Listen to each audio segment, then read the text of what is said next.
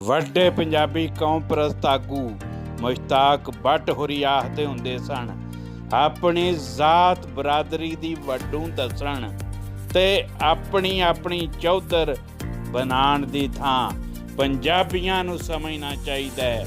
ਕਿਸੇ ਵੀ ਕੌਮ ਦਾ ਸਭ ਤੋਂ ਵੱਡਾ ਸਰਮਾਇਆ ਹੁੰਦਾ ਹੈ ਉਹਦੀ ਜ਼ਬਾਨ ਤੇ ਸਕਾਫਤ ਸੱਭਿਆਚਾਰ।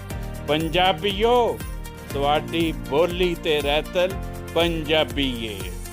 ਇਸੇ ਗੱਲ ਨੂੰ ਉਹਨਾਂ ਆਪਣੀ ਕਿਤਾਬ ਇੱਕ ਜਾਗਦਾ ਸ਼ਾਇਰ ਦੇ ਸਫੇ 39-40 ਤੇ ਇੰਜ ਲਿਖਿਆ ਸੀ, ਕਿਸੇ ਵੀ ਕੌਮ ਦੀ ਆਪਣੀ ਜ਼ਬਾਨ ਤੇ ਸਕਾਫਤ ਤੋਂ ਅੱਡ ਹੋਰ ਕੋਈ ਵੀ ਸਰਮਾਇਆ ਨਹੀਂ ਹੁੰਦਾ।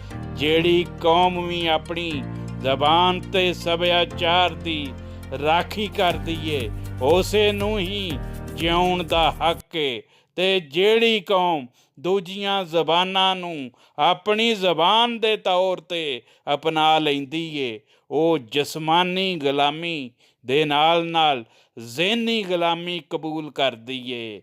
ਉਹਦੇ ਕੋਲੋਂ ਸਿਰ ਉੱਚਾ ਕਰਕੇ ਟੁਰਨ ਦਾ ਹੱਕ ਵੀ ਖੋਹ ਲਿੱਤਾ